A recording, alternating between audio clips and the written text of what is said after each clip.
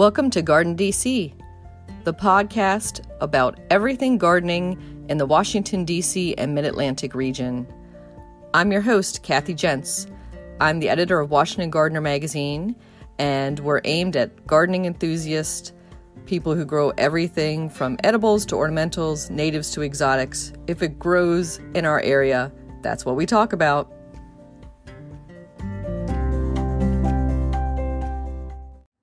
Welcome to episode 154 of the GardenDC podcast. In this episode, we chat with David Yost, horticulturist and plant specialist at Merrifield Garden Center, all about small space and townhouse gardening. The plant profile is on Vitex, Chase Tree, and we share what's going on in the garden, as well as some upcoming local garden events in the What's New segment. We close out the episode with our friend Doug Oster, who gives the last word on succession planting. This episode of GardenDC, we're joined by David Yost. He is a horticulturist and plant specialist at Merrifield Garden Center in Virginia. Welcome, David. Well, thank you, Kathy. I appreciate the opportunity to be with you here today. Great. I've been wanting to have you and your partner Peggy from the Merrifield Gardening Advisor TV show on for quite some time on the podcast. We finally made some time to do that, and I think we'll have to have Peggy on a upcoming episode. Absolutely. She's off spending some well-deserved vacation time with her family. Otherwise, I know, and you know, she wanted to be here with me as well. Oh, yes. Well, it gives us more time to pick your brains and talk all about good gardening stuff and small space gardening. But before we get into all of that, let's talk a little bit about Merrifield and Merrifield Gardening Advisor for those in the area in the Mid-Atlantic, especially the DC region. They might have woken up every Saturday morning and watched it on News Channel 8. Right. Well, that was really just a phenomenal experience. The Gardening Advisor was a live TV show, 1 hour. We would take call-in programs, and it was on cable channel, News Channel 8. So it had basically a 25-year history. And when you think about that, putting on a live program, 1 hour program every Saturday morning for 25 years, was quite a commitment. Now, just to be clear, it had been on the air for probably about 9 years prior to my participation. So it started out with Dr. John Buckrist, that many of you know. He kind of started the plant clinic at Merrifield Garden Center. He's quite a personality for many, many years at Merrifield Garden Center. And when the opportunity for the Gardening Advisor started, John Buckrist, Dr. John, was there, and he also worked with Peggy. So they were there in the early days, and then my participation started about 9 years after that.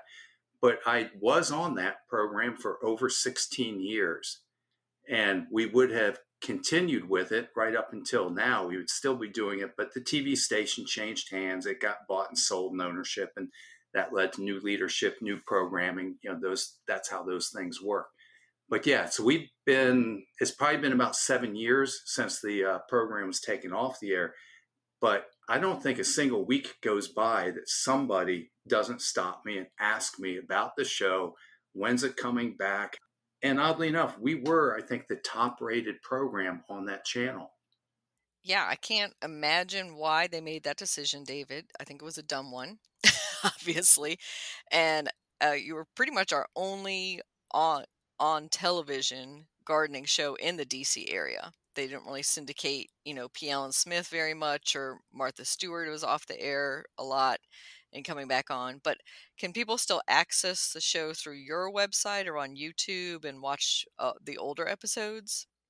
So we do have, I don't know if it's the complete library, but we do have a library of some of the old episodes on YouTube. I think if you just do a Merrifield YouTube search, you'll find it there. Like I say, not everything, but it's there. And like I said, for me, it was a great experience because, as I was saying, I've been myself at Merrifield Garden Center. I've been working here for 26 years. I came over here, really, the TV show was a big enticement for me to get involved with Merrifield Garden Center. And I think one of the things that happened with the program, and one of the reasons I know that it clicked, is because both Peggy and I are gardeners. We're not TV personalities or nothing, no kind of media people at all. We both are just gardeners. We love gardening. We love sharing that passion with people. And working in this environment, retail environment, I get to talk face to face with hundreds of gardeners every week. I learn, I'm sort of feel like it gives me a connection to what is going on with everybody in their backyard, in their homes, their gardens, and everything's geared to a practical level that you can actually implement and use and put in touch. Some of the other garden programs I look at are such large, grandiose scale, or people have professional gardeners or huge budgets and things. And I don't know that really connects with just true gardeners that are out there working in their front, in their backyard, and growing in pots, and just loving the time outside. So true. I think both your passion and love of gardening definitely shown through on the show. And maybe let's talk a little bit about Merrifield Garden Center itself and when that was established, where are you located, and what you offer to local gardening customers. Yeah, so I think Merrifield really is a unique place. That word gets used a lot of times in a lot of different ways, but this is a family owned business. It has a 52-year history, and it started out with Bob Warhurst, who was born in Alabama, came up here and joined his brother with a bricklaying business. And he went from being a bricklayer to a trash collector, and went from a trash collector to having a little, what they call it, a trading post. I mean, this guy, if you ever had the opportunity to meet him, he's just this wonderful, this entrepreneurial spirit that he has, just unbelievable.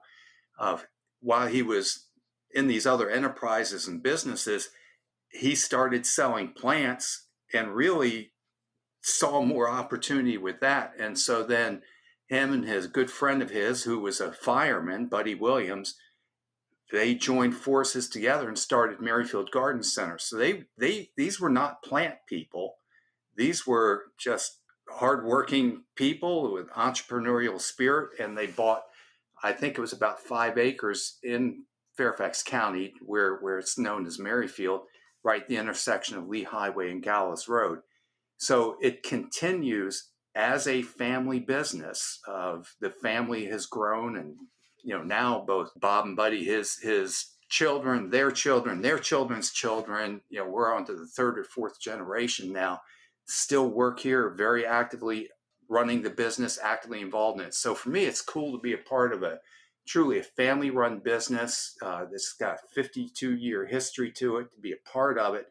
And we've now expanded to 3 locations. So we have the original store that sits on about 10 acres in Merrifield, Virginia.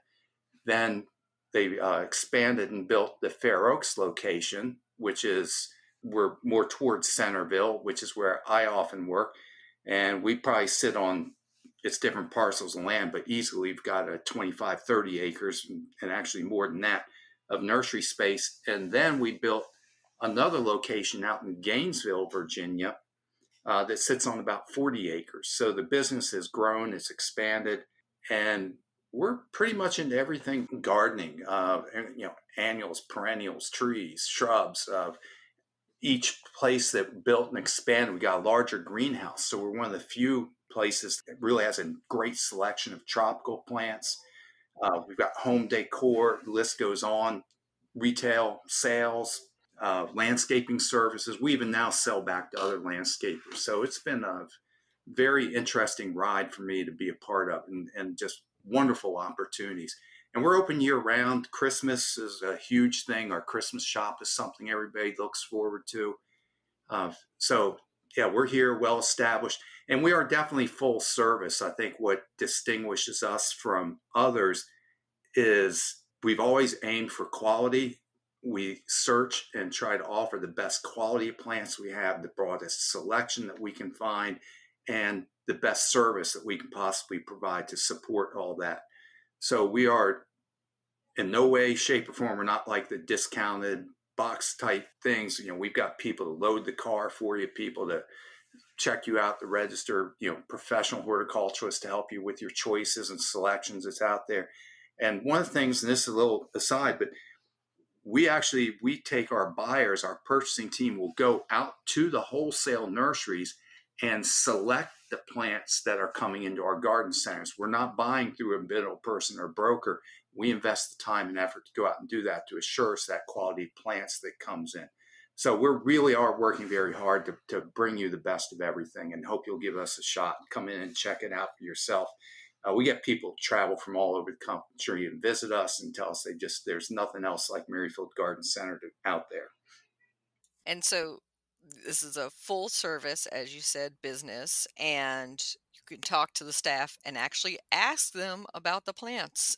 And you said yourself that you're often in the plant clinic answering questions. So people might bring in a leaf or some type of dead plant or something to show you and ask for a diagnosis. Yeah, exactly. My own story, I've always was born in DC, live here in Virginia all my life, and even in high school, I was a customer of Merrifield Garden Center. So while I was living in Arlington, for me, a treat for me would be a drive out to the country where we would go out to visit the original Merrifield Garden Center. And so I was shopping out there as a customer when I was a teenager. And then years later, after, college and other jobs and work experience, come back and join and become a staff person here has just really been phenomenal to be a part of the long history that's here. But yes, my sort of specialization, I might say, there is I got sidetracked during this whole thing and became sort of in the plant doctoring. So my whole background, whether I was working as an arborist for the county, an extension agent for the county, and then coming here and also leading the Master Gardener program, is everything I've gotten into is oftentimes what I might call the ugly side of gardening. So when there's insects, weeds, diseases, plants are not performing as well, that's where I spend most of my time and effort. But it's very important to me that I don't lose sight that that's not why anybody gets into gardening. We really get into the gardening for the beauty and the enjoyment and the plants and being outside. And sometimes I just have to remind myself of that. So true. Yeah, it can get a little depressing when you're just talking weeds and insects, right? So we want to talk about how to garden and get fulfillment and joy out of it. And you partially answered what I was about to ask you, which was, were you born with chlorophyll in your veins and a green thumb? And I would say yes and no. I've often wondered when I say yes, chlorophyll in the veins, because before I can remember, I was interested in plants and insects and collecting rocks. I didn't realize this till many years ago. I was kind of leafing through a baby book, and while I'm reading in the baby book, there's things I can't even remember where I was asking my parents for those little nature guides and field guides of even at a preschool age. And that has just been a part of me, like I said, from as far back as I go. And I don't know where it came from, because like I said, born in DC, raised in Northern Virginia. None of my family, none of my parents, I had no exposure to gardening. It was just always there. But I say, no, I'm not a green thumb, because my interest, where I remember, really became my sister giving my mother a hydrangea for Mother's Day. And like every plant that my mother ever owned, it died. But somehow it grabbed me, and I dug into this thing. I was trying to figure out what happened. Why did it die? What's going on? So I start looking at plants. I start taking money from my paper route and stuff and going down to then it was Arcadian Gardens. Kathy, you might remember when Heck Company had garden centers associated with it. And then I start working there. So even in my early teens, by the time I'm 14 or 15, I am an after school job working at a retail garden center, continuing into high school, working at the garden center. And then I start kind of branching out, doing a little bit of landscape work and stuff, going off to college. By that time I was I was so glad my advisor, I knew that I was kind of going into I'm going to say a profession that, didn't have a whole lot of financial rewards, but my advisor says, "Hey, David, if you're passionate about it, you'll find a way to work and just follow what you're passionate about." And I'm glad my family supported all that. Uh, I was even thinking, and I don't want to go on too long on this, but Kathy, I was taking horticulture classes in adult education for biology credits during high school. Mm. Uh, I was allowed to do a lot of my high school work on an independent study, and I was at that time taking the adult ed classes with horticulture. And so even by the time I got to college, I knew what I was doing. I was on a path, I was on a direction. I'd already decided I'm going to open a landscape nursery because I saw the business opportunity. If I can grow the plant, sell it, and get paid to install it, that's what I'm going to do. And about 2 years after college, I was partner in my own nursery and garden center. That's just what I was set out to do. Mm-hmm. But eventually, going through a couple things, that business didn't work out so well. I worked 8 years as a landscape designer for a couple different companies. Went on and was working as an extension agent in Fairfax County. And one of my responsibilities was administering the Fairfax County Master Gardener program. So by that time, I'm very interested in the educational process. It becomes more exact same thing. And I want to compliment you, Kathy, on all the great work you have done. It's what I call growing gardeners by being in this community education, horticulture education field. And we started running into some financial problems, budgetary problems, through the county with budget cuts and that type of thing. We lost our funding sources, and Merrifield Garden Center reached out to me and said, "Hey, we hate seeing this happen. Is there anything we can do to help?"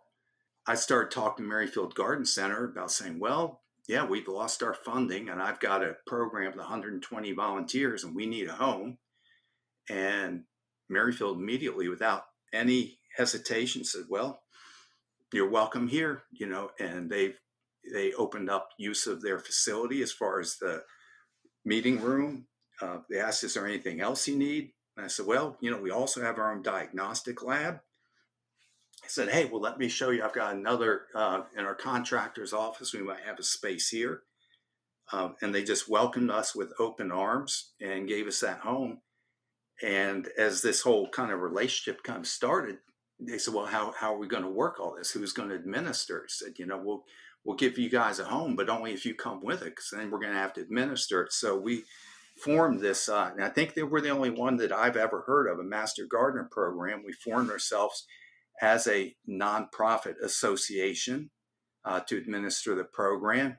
We work under the oversight and sponsorship of the Virginia Tech Land Grant University, following all their administration and using all their and work to support those programs and outreach.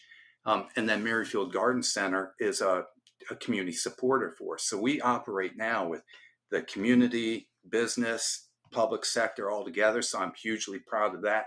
Just got my 30-year service. And Merrifield Garden Center is a huge role of that. But that was my foot in here. And in the process, they said, "Well, we've got this TV show."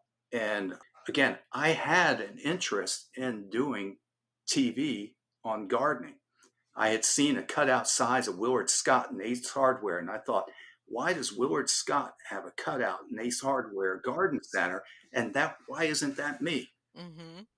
And so I always had this idea where I was going to do like a weather/garden show. And then that came here and I had this opportunity. It's like, wow. And there's a live TV show. So I said, now I'm really interested. And so joined up with the Merrifield team. It's been, just like I said, a really, really good fit. And I've had this opportunity to continue work with Master Gardener, with the gardening advisor, seminars, which I think now evolved to web, so on. So that's really where I'm coming from. Education, outreach is a huge, huge part of Merrifield Garden Center, because we think the better you understand gardening, the more you participate, the more you learn about it, the more you're going to understand what we have to offer you in return. And we form these same kind of long-term relationships with our customers. Mm-hmm. Well, it definitely sounds like a path that you were destined to take. and one I'm sure many area gardeners are grateful that you did, because we learned so much from the television show, from the continuing webinars, from the master gardeners that you're training, and all those master gardeners, I'm sure, are grateful that that program continued on and didn't end when there was that break and need of funding, and that Merrifield Garden Center stepped up with that meeting facility. Yes, absolutely. And I also kind of work a lot with industry as well, serving on their educational committees and the field days and everything. And Mhm. so again, that's been great. And again, I always appreciate your support because, as you know, you've come to speak with us and our master gardeners as well. So Well, I think a lot of our listeners will be interested. And I think now we're going to transition to talk about your home garden for a little bit and expand on that and some of the lessons you've learned about small space and townhome gardening. So, like a lot of people in the Mid Atlantic, you live in a townhouse community, correct? that is absolutely correct. And so I did want to talk about gardening. And so nothing, closer than your own garden, right? Hmm. Uh, so that again, I had always lived on large properties prior to moving into the Centerville here, where I live now. I had been living on an 11-acre parcel. Prior to that, I'd been living on 100 acres and so on. So to me, I had always been big spaces, outdoors, big gardens, and putting every bit of my time, money, and effort into it and loving every bit of it. So when I moved into a townhouse, that was a huge change for me. Uh, so much so that, I mean, in all honesty, that my first night in my new home, I sat on the porch crying, thinking, what have I done? What have I done? Because I used to live on, like I said, 11 acres that backed up to Nature Conservancy property. But I am here to say there's something in our society, I think, or something that tells us that downsizing and stepping down like that, like I'm taking a step backwards. I look at this as like just a wonderful, wonderful opportunity. When you start gardening in a smaller area, it brings everything down to a scale that's much more manageable. I don't feel overwhelmed. It doesn't require near the amount of time, money, and effort to maintain. I actually get more enjoyment out of my garden now than I did before. Because when I have a large garden, you can start working at one end, you're kind of getting things cleaned up, groomed, doing your pruning or stuff. And by the time you get over the next corner of the yard, you look back and what you've just done, it already needs to go back and touch it up. Hmm. I used to, and before I was literally looking at plants in terms of their square foot coverage. I was doing things like putting in 16 the viburnum ratidophyllum, the leatherleaf viburnums, creating these huge shrub borders. But even then, skip laurels and everything I was planting, I was doing these huge shrub borders, trying to scale down my property to something that would be like a little smaller and manageable. So I think in a small garden, don't look at that in any way as like a negative thing or a compromise. It's wonderful. You can actually put all your effort you want into it. You can take care of it. You can groom it. You can go out there to where like every day it's looking good and it doesn't kind of get overwhelmed to you. So that's kind of what I wanted to just start out with and say good positive things. And Kathy, I'm pretty sure you're working in a small area as well. Hmm. Yeah, so I am on a very urban corner lot of a small detached house, but equivalent to probably the size of a townhouse front yard and backyard is what I'm with. And that's why I co-wrote my book on the urban garden, all about small space gardening challenges, because I find them, like you, not to be limiting, but to be something to embrace. That so much easier in some aspects, but they are a challenge in other aspects. Exactly. You said it way better than I ever could, but that's exactly what I've learned over because I've now been in the townhouse for about 19 years, and it was a learning process for me to do that. And now I feel like I've got something to share on that. And you're right. I have a grand total of about 1,000 square feet. In most townhome yards might be a couple hundred square feet, but I kind of eased over and grabbed neighbor to my left and I grabbed their property. And Hmm. then I kind of eased over to my neighbor on the right and grabbed their property. So while I I own one townhouse lot. My garden covers 3 townhouse lots, so it gets a little confusing there. But when people move in, because I claimed it by eminent domain, uh, I'm saying this somewhat sarcastically, but people, Yeah. when they come in, they're kind of confused as to where their property lines are. And they're like, oh, no, no, don't worry. Your property line is here, but my garden is encroached over here. And everybody on both sides are happy to let me to continue to garden in it, take care of it, maintain it for them. But yeah, altogether, I've got probably less than 1,000 square feet. But within that, I always say, whenever you're working on a garden, big or small, it has to be functional. So I'm like a function first person. I look at the property and I want to evaluate drainage. If you don't correct and get drainage problems straight from the very beginning, they never get better. It's never something like, oh, I'll get to that later. So my first thing is I look over the property. I spent about a year in there getting to know it, addressed whatever drainage problems I have. It seems like everybody does at one time or another. I think it's important that we maintain a flow of traffic, meaning that you have to have access, right? I mean, you have to be able to get to the hose spigot to turn the water on and off. You have to be able to get into your garden to do the maintenance. You have to be able to get in and out the front door. So whatever that function or purpose is, it has to be functional. We have to look at all that type of a thing. But then you're kind of left to a smaller space, which, as you said, presents challenges. It to me means that I have to be way more thoughtful about my plant choices. Because now every square foot is valuable to me, I'm not going to just pop any old plant in there. I need plants that are going to give me a long seasonal interest. I'm trying to create something that's going to be year round. So I put it as an example, like everybody loves iris, but I use the iris with the variegated leaves, so I get the nice little blue flowers in May. But the structure, the texture of the variegated leaves, the color, the contrast that's in there. So it's not just around a 2-week flower season, it's around the bloom itself. So another example I say that is like, I'm really stingy. I don't plant spring blooming bulbs. Everybody loves them, but I can't afford to put space in for tulips or something. You're going to look really nice for 5 to 7 days. And then I've got like old withering foliage sticking around for the next 6 weeks. So if you have a big space, you can do beds with bulbs and stuff. Or if you have the room, you can tuck them in there. Me personally, where every foot counts, I don't. I'm looking at things that give me that year-round interest. Like one of the focal points when I had a tree die, or actually I removed the Bradford pear, which was a hideous thing.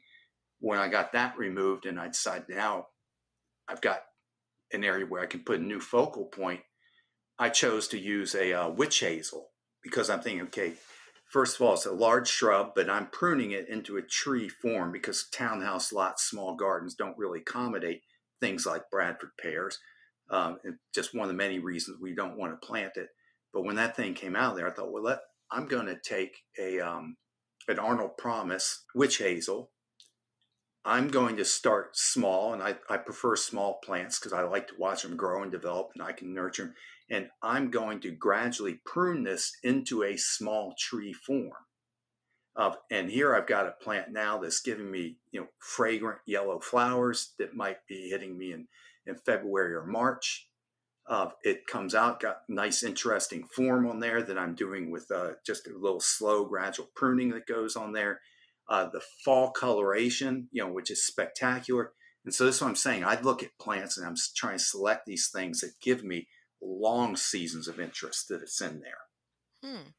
Yeah, I love that point about that it has to serve multiple purposes and that you start off with the practical side of things. Because, David, I think the first things I planted were just for beauty. It was just to get rid of lawn and to have something flowering. But I didn't step back and think about, maybe I want something that won't hit the wires that are coming above to the house. Maybe I want something that won't always hit in the pathway as people are walking by. So those are great things to think about before you start planting. Yeah, and just like you're saying, Kathy, I think we all learn from our mistakes. That's why I say, when I answer my question, said yes and no. Do I have chlorophyll in blood? Yes. Am I green thumb? No. I learned because I've made every mistake and I've killed every plant there is. It's a learning process, and I assure beginning gardeners that's a normal thing to happen. Uh, but the other thing I aim for is I'm real big on diversity because I want a broad selection of plants that are going to give me this season-long interest, because that keeps it way more enjoyable and interesting for me. I want to be able to go by and find something new and interesting at least every month throughout the Mm-hmm. year. So I really do that. I also think, as far as plant health management, it's important we have as diverse a landscape as possible. Of things that we were taught way back when I was in school, we were doing everything in masses and grouples and more formal landscapes. But we see, I love boxwood, and I have boxwood in my garden. But if you're doing a formal garden that relies heavily on boxwood, and we've seen that, you get a pathogen in there, something like this boxwood blight, fairly new disease, and it's going to go through and have devastating impact on your landscape. Whereas if you've got a diverse assortment of plants, you're not going to have that kind of big, broad devastation. Also, a much healthier ecosystem in terms of for the insects. Just recently did a little video about gardening for insects. And not just the pollinators, but I put plants like, I use yarrow as an example, which I absolutely love yarrow because it's a sturdy, easy, reliable plant. Got nice colors in there, and these little tiny flowers, little tiny nectaries. The hoverflies come for that like nobody's business. And those hoverfly lay eggs, and then their larvae feed on aphids. And by doing this, we support a much healthier ecosystem. So even though I'm telling you I have 1,000 square feet, I just took a quick count the other day, and I have over 60 different species of plants in that 1,000 square foot place. So how do you kind of coordinate all that diversity? So one of the tenets we learn in design or for small space gardening is it should be cohesive. So do you aim for a cohesive garden, or do you just try to plant as best you can? I do aim for a cohesive garden, and I can't wait because I'm going to ask you the same question. That's what happens. We learn from each other. So from the beginning, and I was pretty rigid on this. What I decided was, because I didn't want this just completely eclectic look. I don't, quite honestly, I'm not big on that English style garden look or anything. That's just personal preference. What I decided to do is I picked a color scheme, and not everybody's going to even like my color scheme, but it's my garden, so that's the way it is. I go with pink and yellow as my kind of primary, because I'm also in the shade. I want something eye catching. I like bright eye catching things, and I put accents of purple in there. So in my line of work, I get people coming up offering me free plants all the time, and I'm so rigid on this. I just won't accept plants. People offer me plants and I deny them. Say no, thank you. The only way you can limit yourself, because you come into a garden center like Merrifield Garden Center and you're just overwhelmed and blown away by all these beautiful plants. You got to have some self-discipline, like I said, some cohesiveness. So in my case, I went with a color scheme. If it doesn't fit my color scheme, you're out of the choice. But I'm kind of wondering if you had any little tricks, or how'd you just make those choices, Kathy? Yeah, David, I am not as disciplined as you. I cannot say no to a free plant. So, So just from knowing you, I figured that you probably have a little more free flow look going on. yeah, and I do like the cottage and the kind of the unkempt blousy look. So it does all get stuffed in there. But one of the things that I think we are similar on is I do try to group by color. So I'll have the front of my house is kind of more on the everything in the pinks and reds, and then on the side will be my kind of oranges, and then in the back it's definitely about purples and pinks. So it'll be a lot of purple and white, or purple and pink, or purple and yellow, because those are a great color wheel opposite to pick up on each other. So yeah, that's what I've eventually settled on, was the same thing you're talking about, was trying just to keep the color cohesive in one section, so it doesn't look like, a bunch of crayons thrown out of the box, into the garden.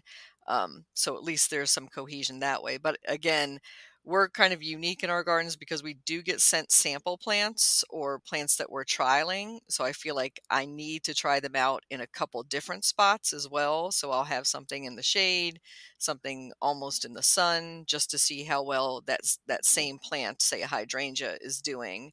So it's not going to be the most cohesive looking garden, but there's some attempt there. Yeah, and I've made some exceptions. I allow a little bit of white in the garden, but I think it is important, like you said, when you're in a small space, that plant selection becomes more critical because, like I said, I'm looking for that year-round interest, that diversity, but I also discipline myself or put these guardrails of a color scheme so it doesn't just get totally crazy and out of hand. But then I'm looking definitely towards the easy care. Mm-hmm. Working kind of like as the plant doctor type of thing, it gives me a lot of insight into how well different plants are performing in different environments and locations.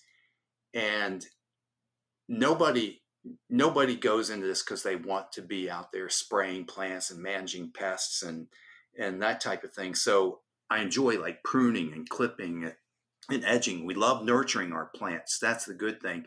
But I don't want to be out there battling with insect and disease and pest problems. And I don't want to be fighting with the plants. I want to be supporting and nurturing and working with them. So that's a big criteria. So if there's a plant that I know is going to be an issue for me, that also comes into play here. Now I'll give things a try. I use an example of, I'm going to say Phlox paniculata, the garden Mm-hmm. phlox. Mm-hmm. I love that plant. Love it, love it, love it. Beautiful, long-lasting, replete blooms. It attracts the butterflies, nice fragrance. It like checks all the boxes. And so I started planting some of the mildew-resistant varieties in my garden. But what I found in that location, like mildew just became a chronic problem. It becomes a chronic issue. So literally what I started doing is like, I'm not going to deal with this. I'm going to give these plants away, give them to somebody else that wants to give it a try. So my neighbor's garden looks a lot like my garden because they get what spins off out of mine that I run out of space for. Uh, but I have this chance seedling. I have a variety called Laura that's growing in there, and it reseeds itself. Must have been a hybrid of some sort. One of the seedlings comes out of that, and it turns out to be like the sturdiest, most reliable, most pest resistant, never gets mildew on it. And I move it into a sunnier area. And so now I have like really good success with phlox. But where I'm trying to say is I want this diversity of plants, but I want things that are not going to require a lot of fussing. So I don't have the time, and I don't want to devote all my time to that. So it's a diverse selection. They're easy care, long seasons of interest, and it's given me this great opportunity to do all that. So I had like these 60 plus different species, and and I group things together, lots of plants in there, chocker block full. But it doesn't take all my time. It's a pleasure. Every morning and every evening when I leave and when I go, I do a quick walk around. I check on stuff, a little deadheading here and there, plant something here and there. And it's been, like I said, so much easier than having a big garden. Mm-hmm. And so it sounds like you're doing a lot of layering with your plants, and that there's probably not a lot of mulch that you have between the plants. No, I put a little mulch around the edge just to kind of define where the beds begin and end.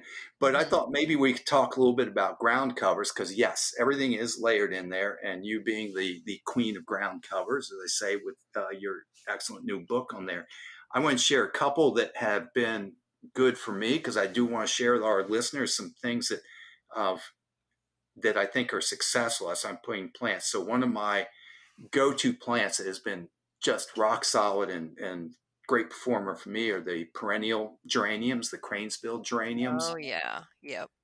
Yeah, exactly. I mean, what can you ask for? I mean, here's this plant, it's got a really nice texture to it in the foliage, long bloom season. I use a couple different varieties, staying in the pink range, spreads out. So that is one that has gotten me through. It seems to me, my experience, really adaptable. I have it growing in really in mostly shade. It just gets a little bit of dappled light and indirect light in there, but it's doing really well in there. Hmm. Uh, I'm currently having a love affair with sedum, kind of all types. Because again, I tried a lot of things that just would eventually kind of poop out on me for one reason or another. Uh, so I'm also not really the best at watering and tending stuff. I talk like a gardener, but I don't have that much time to devote to it. I mean, these things got to be able to take care of themselves. So I need stuff that can get by on fairly low input, low watering. So, uh, like I say, I'm planting the sedum, both the Angelina and the hens and chicks everywhere because they can take that kind of neglect, Hmm. and all kinds Yeah. of interesting colors and textures go on there. Dwarf mondo grass, I use where I've interspersed with stepping stones, because when I talk about, even though it's only 1,000 square feet, I need a little pathways so I can get back there to do some weeding and trimming and stuff. So I'll do these little stepping stones surrounded with mondo grass, so it gives me this really dense carpet that's established. It's just tight, doesn't get any kind of weeds in there, and I can easily walk back and forth. So it's not a true grass. Most of your listeners know this. It's actually in the asparagus family, I believe, but it looks like a grass. It only grows about 2-3 inches tall, knits together and tight, so I can use it for that kind of a purpose. Hmm. Um, Yeah, I think dwarf mondograss is one of the best choices for especially townhouse, row house gardening. As you said, between pavers, cuts down on weeding, don't have to water it once it's established. But David, how long did it take it for to fill in for you? Because that's one of the top questions I get is oh well, that's why not yeah. everybody has it, I guess. Hmm. I use this word thrifty, so I buy it in the flats. You buy the little plants that come in 2 inch pots, Hmm. and I stick them in at about 6 inch centers. After about a year, I realized this just isn't going to cut it, and I had forced myself to go in and buy more, and so I squeezed them in. So now I'm back where they're planted about 3 inch centers, and it took me about 3 years before that was really 100% coverage then in there. Hmm. So yeah, you got to be patient with it, but Yep. and during that time, keeping the weeds out of it's a little bit of a thing. But once you get it in there, and once it's tight and dense, it's about as carefree and low maintenance as it gets. Hmm. Yeah, I think that the 3-year goal, 3-year period, have a little patience for those first couple years of establishments is perfect. And I love that you talked about the hardy geranium because I feel like that is so underused as a ground cover. And mine too goes from part sun into part shade and even into deep shade under evergreens, which shocks me that I still get it flowering even under like a dense evergreen. It will survive and thrive in those conditions. Yeah, and that's why I'm amazed, because I go from sun to shade and all different things. Even this little tiny area, you learn what we call the microclimates of, like you're talking about. But in my situation where it's growing under a Kousa dogwood, it's actually my neighbor's tree, but as you know, I've expanded my garden. So that area tends to be dry shade and that is often a challenging environment. So yeah, as you mentioned, that geranium has worked for me well there. Another that I think we have an equal love affair with is the epimedium. Epimedium probably covers 10 or 20% of the ground. And this all started oddly enough with, I think, 3 plants, but it spread pretty aggressively. Not it's easy, not aggressive like a thug in the garden, easy to maintain, but it's spread out, it's formed a dense ground cover. I do now kind of have to trim it a little bit to contain it. I prune it back once in March. That's the only maintenance I do. And again, nice flowers. I grow the orange one, comes up that yellow orange flower in spring, then the yellowish foliage, and then the foliage holds up and looks nice all the way through the winter. So that's been a real winner for me. Uh, Another that doesn't get much attention, but the Iris cristata Oh uh, yes. Yeah. has really thrived for decades in my garden. You're Mhm. saying, yeah. So I'm guessing you've had the good same success with it. Yeah, and I actually did include it in the book. That was one I was on the fence about including in my book just because I'm like, well, some people aren't that keen on it, but I've had like you much success, especially placing it around pavers and rocks, and then it expands into a little colony. It's a nice little dwarf iris native. So it's pretty much it sits there all year, and then you get the bonus of flowers in the springtime. Right. Mine will sometimes go into a summer dormancy just, because I don't water very well Mhm. or, depending on the conditions are there. But yeah, I mean, like I say, who can't love the adorable little flower in spring? And again, so that's been a good one for me. I don't put this in the ground cover thing, but still in that kind of lower level of and this is new. I am not a fern person. I'm not like a fern specialist, but that's an area that my interest is growing. And a lot of this it started out of necessity, finding things that can grow and thrive in this under this kind of neglect and match to this environment. So I've had the autumn fern, which has been rock solid for more than a decade, very good. But and also with renewed interest in native plants and everything, I've started adding Christmas fern into there. That has done amazingly well. I do like any new plant. I'm giving some attention to the watering, but I've had that in the ground for a couple of years. And I love the texture that it adds to it, especially Mhm. with the new fronds coming up in spring. Uh, Yeah, and it's one of our few evergreen ferns in the mid-Atlantic. Most of our ferns die back totally to the ground, but there's a reason it's called Christmas fern is because still in December, it's looking great out there. exactly, and again that season round interest. Now with the ground covers, of course, none of these that we've talked about are, I don't even want to call them aggressive. They'll spread, they'll cover ground, but none of these things really get out of control, which is, I think, also an important thing, especially in these small gardens. So you do have to do your homework and you kind of know what you're planting, I think, especially in the ground cover world, because we can get into situations where these things spread, they creep, they grow, and in a small garden space, that can become an issue, but the ones that we're talking about are all ones that are kind of easy to sort of keep in place. Yeah, I always say for these that you just have to establish a line. Like this is the barrier that you're not going to cross, whether that's the sidewalk or your foundation or another planting bed next to it. That you just have to maintain that line. Yeah. Another thing that I do, I was thinking almost like we're talking now in layers of, I like using perennials in place of shrubs. And I say that again because of some of the space constraints. So I will take plants like one of my go-to must-have is Amsonia, the Mm. Amsonia hubrecti, or I think they call it a blue star. It has that very soft fern-like foliage. Uh, and these things, if you don't have one, you need to have one.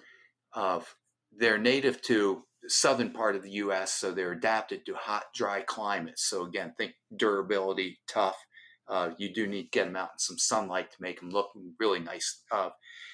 But the leaves come up very frond-like, very ferny. They'll flower for you. They're attractive little small, light pale blue flowers for you. Again, usually in May. The bumblebees will climb all over it. They like the flowers, even if they're not the showiest thing. But after flowering, it really expands into something. Right now, the one I have at home, I normally prune it back, but I decided I'm going kind of wild and letting things grow this year. And so right now mine is up to about, probably 4 feet tall, 4 feet wide, easily, maybe even a little bigger than that. But then that will go this just spectacular yellow orange in fall. So again, this is one of these plants is like checking all the boxes. It's like Hmm. it's giving me seasonal interest. It's giving me very low maintenance and easy care. Serving for pollinators, and it's big enough, even though it's a perennial, it kind of fills the void or form that a shrub might in other landscapes. Hmm. Yeah, it's such a great point, David. That those shrub-like perennials, or sometimes we'll call it a woody perennial. So I'm thinking those things like Russian sage. Yeah. And peonies are almost kind of on that border. Some people would call them a shrub, some people would call them a perennial.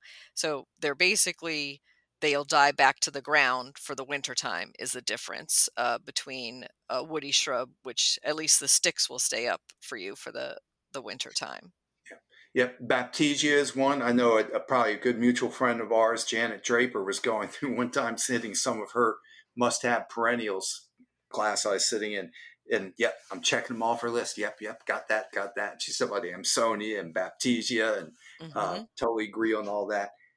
Another one that's really earned a spot in my garden is, and I hope you're growing it, is the Aralia, the Sun King. Oh, yeah. That can get a little large, though, I will say. Yeah, but I mean, I got stuff that, can't keep in check. So I've got that Aurelia because I love, again, that fits my color scheme. It brings that bold texture in. Hmm. Again, these are, if you guys, if our listeners don't have it, again, but I'm growing these in a small space, but then it's got hemmed in. I've got a oak leaf hydrangea, which is really a woody shrub, but now this is a variety. It's called Munchkin that I've had in my garden for about 5 years. Munchkin, it only grows, the tag says 3 foot by 3 foot, and you know how plant tags are, you question it. But I've had mine in for 5 years now. I've done, last year I did a tiny little bit of pruning, keep it in bounds, but it's staying within that 3 foot size. So I've got sort of the Munchkin hydrangea packed up against with this Sun King Aurelia. So Mm. so that kind of keeps it within bounds a little bit. And again, like oak leaf hydrangea, you gotta love it. You know, beautiful, drop dead, gorgeous flowers. It's one of the white plants that I allow in my garden. Mhm. Then it does have kind of that pinky hue once the flowers age, right? And then the foliage gets kind of that burgundiness too, so that comes into your color scheme. But I was just gonna comment that I have ruby slippers, which is also one of the dwarf or smaller size oak leaf hydrangea compared to the 8 foot by 10 foot, straight species. And that's a great point too for townhouse and small space gardening is that there are so many new introductions of smaller sized shrubs and also even in the perennial category like echinacea. I was noticing so many echinacea now are coming in the 1.5 to 2 feet range versus the 3 feet to 4 feet range. Yeah, so everything we're talking about, Kathy, is you're exactly right. I think that when you talk about the beginning, the challenges, the way I feel about this is each you're in a small space, so each square foot is more valuable, more important to me, and I have to be more thoughtful in my plant choices. But just as we're talking and we're landing on a lot of the same plants, we still have a huge selection to work with. So you're not restricted. That's what I'm saying with a small garden. I don't want anybody to feel like, oh, I'm restricted. Oh, I can't have that because it's too big, or oh, I don't have space for that. There is a way around this, but you do your homework. You find the varieties to stay a little bit smaller. I even have just the like the big leaf, the macrophylla hydrangea over in another part of my garden. But I went and I did my homework and I found ones that were going to stay the smallest, most compact size. Becomes kind of my selection criteria, one of my top criteria. Hmm. And since you're talking about feeling restricted in the garden, I thought we would wrap up our townhouse and row house gardening conversation to talk about HOAs and how that has impacted maybe your plant choice, maybe what your neighbors think of your garden. So, is your townhouse community very strict about what you grow? So this is what I found, and I'm hoping nobody in my HOA is listening. Which probably not, because I don't. I'm the only gardener really in my community of 125 homes, which is Hmm. really the sad statement on this. We got to keep growing gardeners and getting more gardeners. But anyway, I in my professional role, I work with a lot of people that are in conflict with neighbors and HOAs, and sometimes I go out to meetings and things. So I was at an HOA meeting, a different community one time, and somebody from the HOA community stepped up, and that this was like a dispute. These were not. This is not like a happy conversation. This was a dispute going on, and the HOA Representative Stubb said, look, we are not trying to dictate what you grow. It is important to our community and to your neighbors that your garden looks neat and it looks tended, as though you're caring for it. So that really, for some reason, that resonated with me. And I take a pretty liberal, as you probably hear, a pretty liberal view on this thing with HOAs. I look at what the intent is. So I have very strict HOA guidelines. I get inspections twice a year, and I'm usually under violation for something, but not my garden. It's usually moss or mildew or cleaning something up. But if you're reasonable, like one of the things that they may not even know or they turn a blind eye to, when that Bradford pear tree, when I took it out, my HOA requires me to put like another 2-inch caliber tree in that spot by the HOA rules. In a very small garden, because that really my property is 10 foot by 10 foot area, I'm not going to plant a tree there. But my decision was I'm going to meet the intent. I'm going to plant a witch hazel there. I'm going to prune it into a tree so that I feel like I'm meeting the intent on that. They could take me to task at any time on that, but nobody ever has. Nobody's ever said anything about, because it's a beautiful tree-like plant that's sitting in a managed garden. I communicate with my neighbors. I tell them what's going on and what I'm doing and why I'm doing. So I avoid, and I think we really can't avoid all these disputes. So I'm kind of going on, but when you're asking about the HOAs, they have guidelines in place, but it's really to protect and preserve our property values.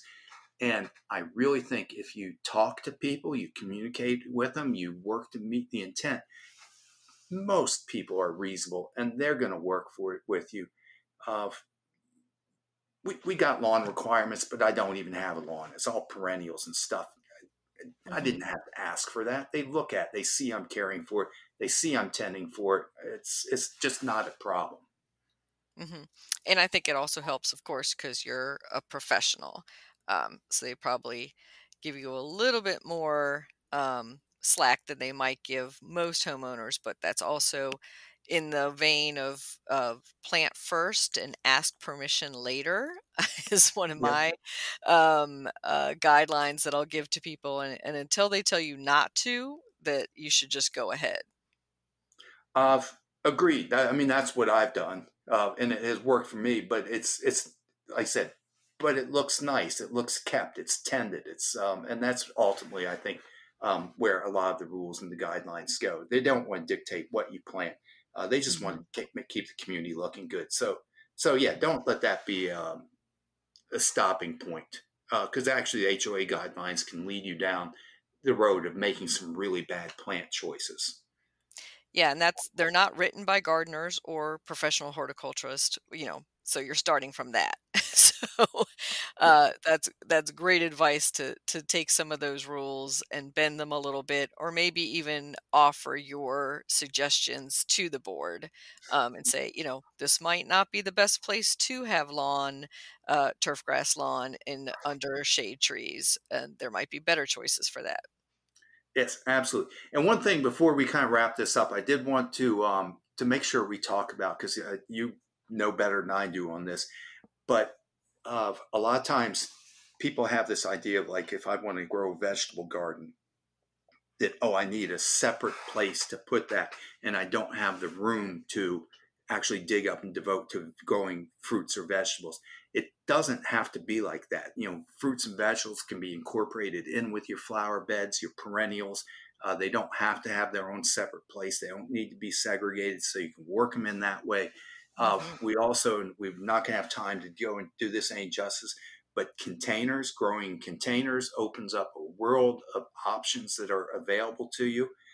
So again, I've been able, while we focus, my interest is mostly on these ornamental plants, but I grow vegetables. I've grown everything from cucumbers and tomatoes and peppers and basil and anything you can think about. I've grown all of that stuff in containers in my back patio and deck and pots.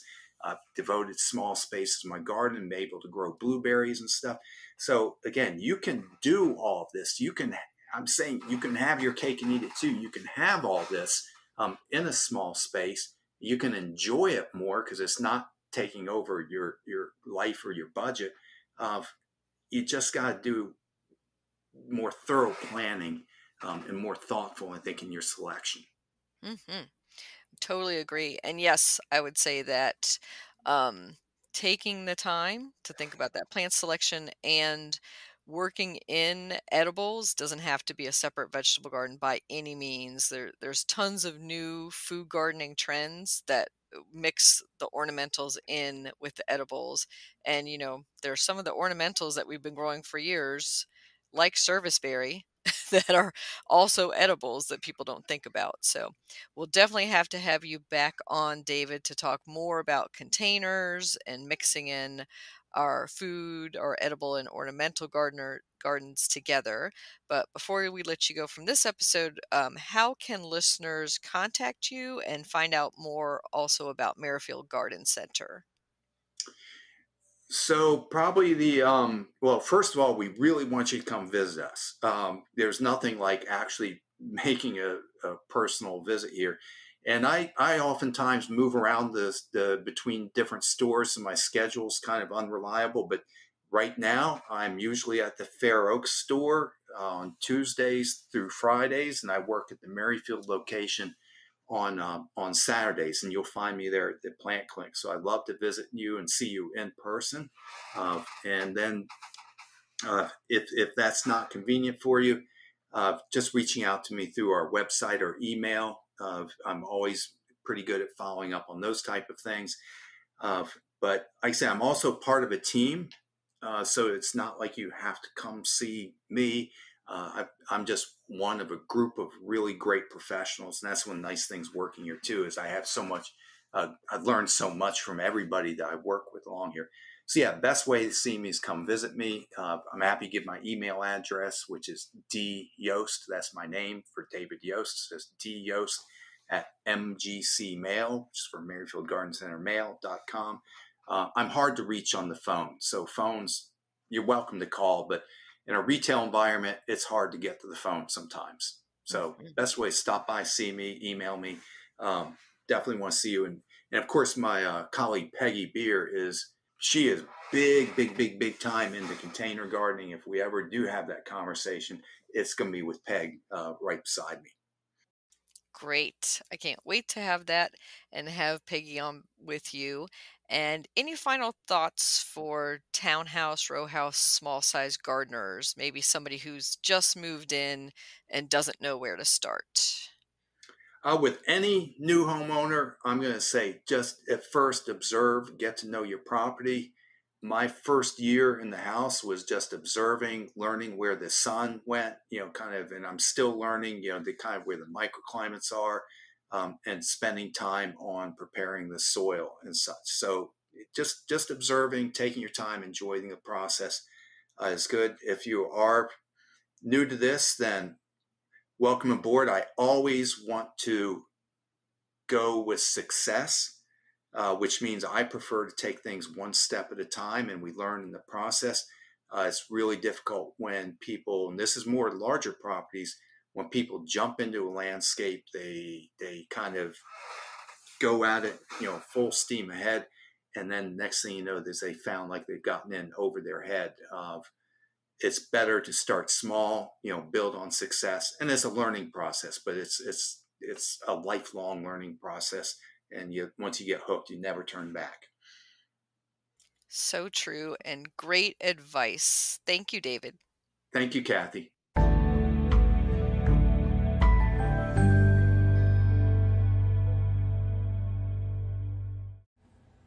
Vitex plant profile.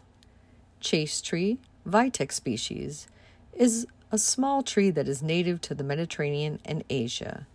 It has been cultivated for thousands of years, both for its ornamental value and herbal uses. The tree blooms profusely in mid-July. The flowers are fragrant and the leaves are also scented. It produces a fruit which is technically a drupe, but is commonly referred to as a berry. The seeds from the dried fruit are ground and used as a pungent peppery spice. The seeds, the roots, and bark are all used in traditional medicine. Vitex is a great addition to the butterfly garden. It is reported that our native pollinators all visit the chaste tree. The Vitex flowers also make the most valuable and best varieties of honey. This is a fast-growing tree that grows to about 20 feet within a few years and then expands to about 20 feet in width. Vitex is often mistaken for butterfly bush, Buddleia species, as the flower panicles are similar. They are light purple and upward pointing, but their leaves are very different looking. As a matter of fact, the foliage of the chaste tree is often mistaken for cannabis because of the fine-toothed leaf pattern. It is also known as Texas lilac tree or the Arabian lilac. Vitex can thrive in heat where real lilacs would wither, so it is widely available in the southern United States. Chaste tree prefers well-drained soils and full sun. Once the root system is developed, Vitex is drought tolerant. It is best to plant it during the spring after the soil has warmed up to give it plenty of time to develop its root system before the winter season. Prune it in early spring to remove any crossing and dead branches.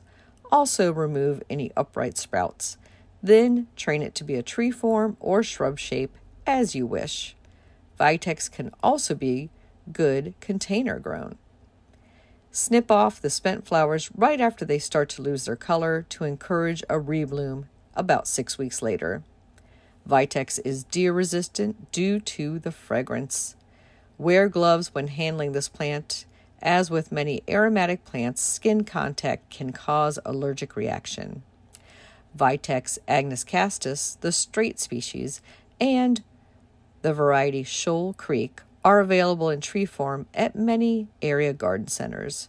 Among the newer cultivars are compact shrub forms like Pink Pinnacle and Blue Pinnacle. Also look for the dwarf Blue Diddley. Warning that the round leaf Vitex rotundifolia, was brought to the East Coast in the 1980s for use as a coastal soil stabilizer. It is now naturalized in some states and is an aggressive spreader. It is not available for purchase commercially, however. Vitex, you can grow that.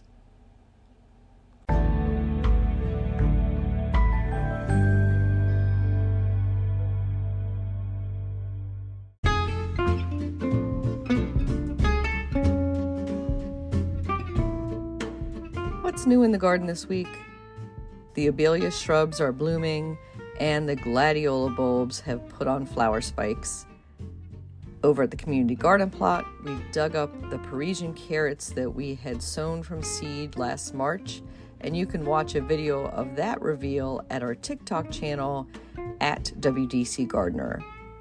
In local gardening events, a few upcoming ones you might want to attend include the local chapter of the American Irish Society's annual sale on July 8th and the following Saturday. And those take place from 9 to 1 in the Baltimore area, the one on July 8th at Richardson's Market, and then the following Saturday at the Dutch Plant Farm. On July 12th, the Penn State Extension is offering their Turf and Ornamental School. That's a one-day workshop for turf and landscape professionals, grounds managers, school and parks employees, and arborists. And the fee for that is $110. Includes lunch, and you can check that out at the extension.psu.edu website. And looking ahead, save the date for Sunday, July 16th, 10 a.m. to 2 p.m. for the Garlic Fest at the Tacoma Park Farmers Market. We plan on stopping by as well, and I love everything garlic, so it's a not miss event for me. And then Montgomery County is hosting their annual agricultural farm tour weekend, July 22nd and 23rd. You can go to MC Ag Farm online, just Google that, and you will see a map of various farms that will be open that day. And then finally on July 25th, a Tuesday evening at 7:30 p.m., There is a Zoom meeting of the Maryland Native Plant Society. The speaker, Ellen Lake, will talk about biological control of invasive plants using insects. Happy gardening!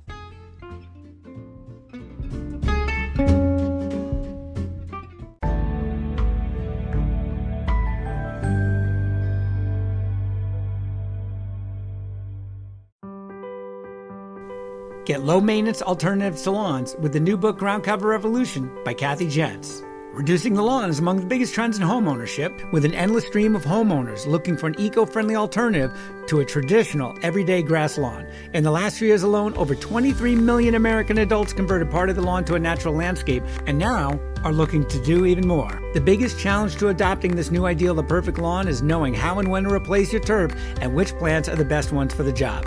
Ground Cover Revolution is here with all the answers you need. Included are 40 in-depth profiles of plants that are perfect choices for replacing a grass lawn. There are options for sun, for shade, for dry and wet sites, and for various climates around the globe. There are choices that bloom, options that are evergreen, and selections that are deer-resistant. Author Kathy Jentz has also included an incredibly useful chart that gives you all the details on each of the 40 choices for quick reference and to make your ground cover selection process even easier.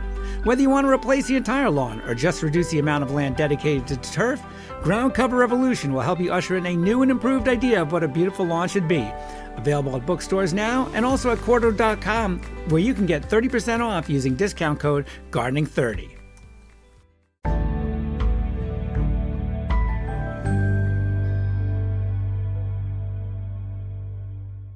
In the new book, The Urban Garden by Kathy Jentz and Terry Spate, you'll find dozens of inspiring and creative ways to grow flowers, shrubs, vegetables, herbs, and other plants in small spaces and with a limited budget.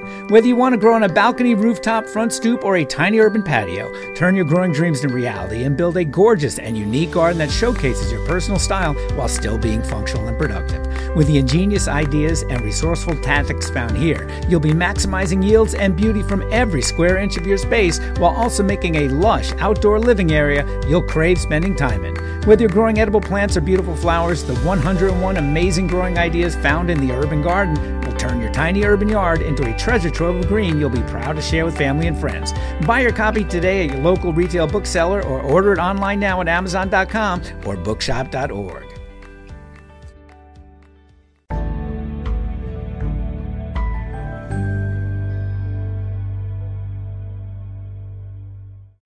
This is The Last Word on Succession Planting by Doug Oster, Pittsburgh's garden guru.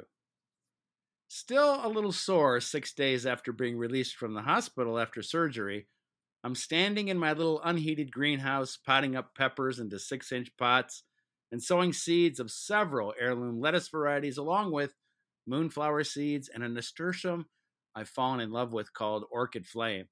It's a testament for the passion known as succession planting. 2 days before the procedure, I was frantically planting hanging baskets, putting huge, deep green cucumber plants into the soil, amended with compost, and getting every leftover seedling in the ground, knowing that I'd be laid up. But for how long? Well, that continues to be a mystery. It's midsummer, and even though much of the garden was planted as frost faded in May, planting persists, something I've been doing for 30 years, and I'm determined to continue. In many cases, the plants will thrive in the warm soil. It might seem late to be planting peppers and some of these other plants, but the heat lovers will hit the ground running as long as they get the water they need. Don't assume the planting window is closed this early in the season, especially considering how slow fall has been arriving for the last decade or so. There are tall tomatoes in the greenhouse also, in 2-gallon pots, begging for a chance to get outside into the garden. They are early maturing varieties like Sun Gold, 4th of July, Stupici, and Early Girl, who will catch up with their spring-planted cousins. Best of all, they are rarely affected by those early season fungal diseases, which often devastate the plants put in the ground early. Tomatoes long for an Italian summer, not a Pittsburgh spring. It's one of my best tips for growing disease-free tomatoes. You might even find a few huge plants laden with heavy fruit at your favorite nursery. They'll be on sale as normal gardeners have finished planting. When the lettuce sprouts in the greenhouse, it's going into a bed which gets morning sun and afternoon shade, which should make those cool weather plants happy. This is one of 7 different lettuce crops over the course of the year. Lettuce and many other of my favorite greens are best planted this way to keep the harvest coming. As soon as my beloved garlic is pulled, bush beans are planted. I love dragon's tongue for its pale yellow pods, covered in dark purple stripes. The large, flat bean stays tender even when the beans swell. They are a beautiful and tasty late summer treat. Planting just once on the same day puts all of our proverbial garden eggs in one basket. It assumes that the weather, pests, and diseases will be on our side, which is rarely the case. Planting again and again throughout the season has made my garden more prolific. I'm still recovering from surgery, but each day I get a few more plants in the ground and a couple of steps closer to being completely healthy again. Part of that recovery has been completing my tradition of continual planting. When I look over the garden each morning with a little coffee, it makes me smile as I revel in these fresh additions. What else can an obsessed gardener ask for but a morning smile with hot coffee, looking at new plantings?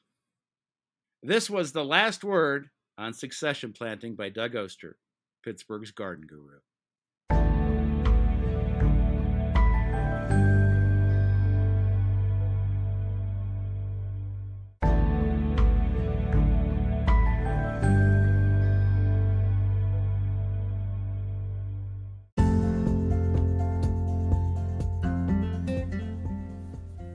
Thank you for listening to GardenDC. You can become a listener supporter for as little as 99 cents a month by going to anchor.fm/GardenDC/support. Another way to support this podcast is to subscribe to our monthly digital publication, Washington Gardener Magazine. To do so, go to WashingtonGardener.com. Thank you.